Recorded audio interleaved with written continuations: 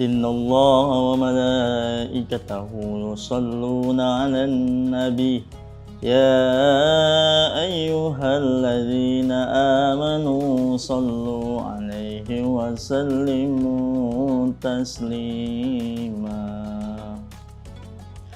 اللهم صل وسلم على سيدنا محمد صاحب البشرى صلاة تبشرنا بها وأهلنا وأولادنا وجميع مشايخنا والمعلمين وطلبتنا وطالبتنا من يومنا هذا إلى يوم الآخرة.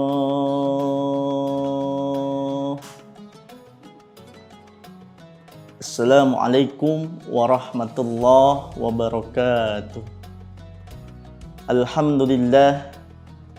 Alhamdulillahi rabbil alamin wa bihi nasta'in wa ala umurid dunya waddin wassalatu wassalamu ala asrafil anbiya'i wal mursalin.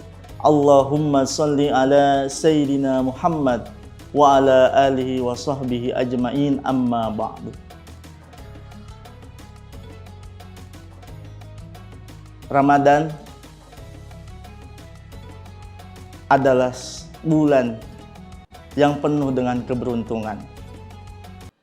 Tetapi di balik semua itu ada beberapa hal dan ada beberapa informasi yang disampaikan oleh Kanjeng Nabi Muhammad SAW kepada umatnya. Apa itu Bapak, sahabat Al-Mustari yang mudah-mudahan selalu diberkahi dan dirahmati oleh Allah? Yang pertama, yakni orang yang merugi di saat melakukan ibadah puasa, yaitu orang yang tidak pernah melakukan sholat. Bapak, kenapa padahal kita berpuasa dari subuh, dari imsak sampai dengan waktu maghrib, kita sudah berpuasa, sudah berpayah-payah, sudah menahan lapar, menahan haus, menahan perut yang sangat begitu perih. Tetapi kenapa Bapak kok bisa seperti itu? Kok bisa termasuk orang yang merugi? Nah, karena ketika kita tidak melakukan sholat, diibaratkan seperti orang yang menabung di bank. Contoh kecil logikanya, ketika kita sudah ibaratnya punya uang 10 juta, kita menabung, kita berangkat, kita lengkap syaratnya maupun yang dibutuhkan persyaratannya, kita sudah lengkap. Buku rekeningnya ada, buku ATM-nya punya, dan syarat yang lainnya adalah mempunyai KTP. Kita sudah lengkap. Kenapa Bapak, ini ketika kita nabung, kita sudah masuk ke ATM, mesin ATM, kita sudah memasukkan kartu ATM. Tetapi syaratnya itu yang paling utama adalah PIN ATM kita harus punya. Sama seperti sholat.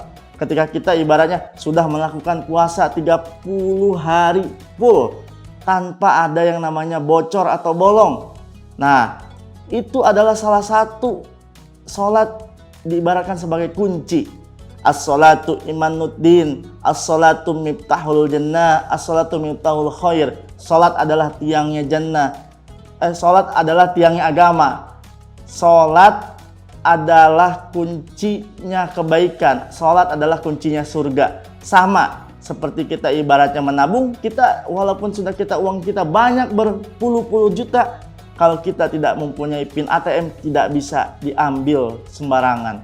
Maka dari itu, ketika kita sudah kita berpuasa tetapi tidak melakukan sholat, kita mempunyai pahalanya sudah betul, puasanya sudah betul, tetapi kita tidak menikmati yang namanya pahala seperti pahala sholat. Itu adalah salah satu adalah kenikmatan. Terus Bapak diibaratkan seperti apa lagi? Nah, contoh kecil, kita sudah punya PIN ATM, sudah punya buku rekening, tapi tidak memiliki yang namanya fisik buku rekening, tidak bisa diambil, tidak sembarangan bank memberikan uang kepada siapapun.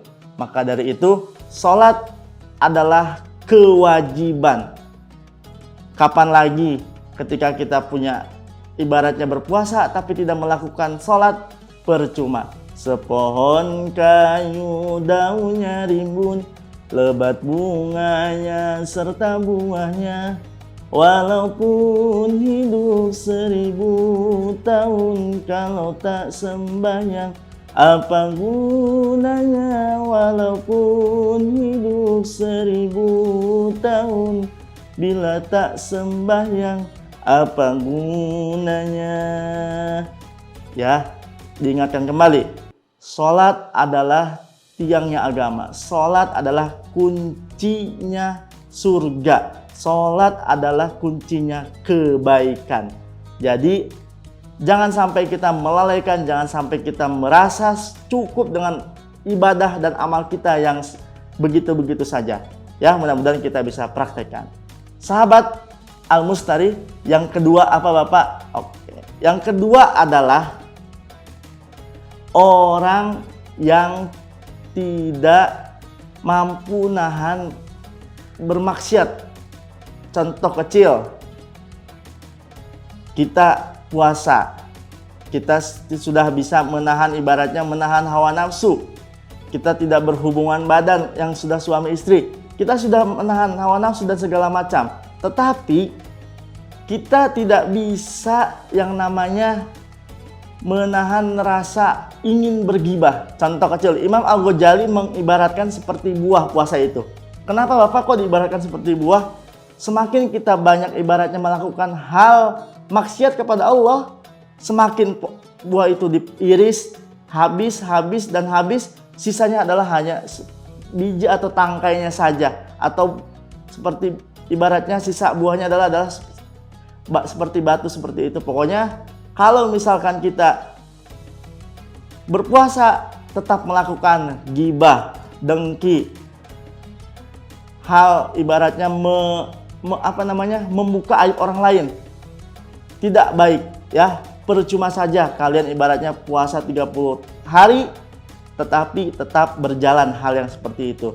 Mudah-mudahan sahabat Al-Mustari salah satu adalah orang yang mampu melakukan sholat 5 waktu, orang yang mampu menahan tidak menggibahkan orang, tidak mendengkikan orang, tidak syirik dengan orang lain.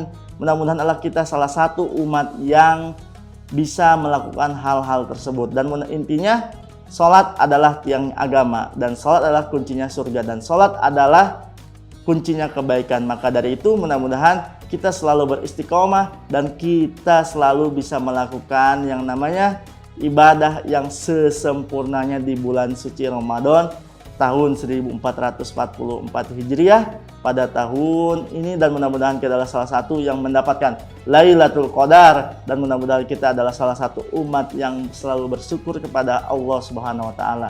Semoga bermanfaat. Ungjur mangkola wala tangjur mangkola. Jangan melihat orang yang berbicara, tapi lihat apa yang dibicarakan. Sedikit tapi bermanfaat. Wabillahi taufiq wal hidayah. Wassalamualaikum warahmatullahi wabarakatuh.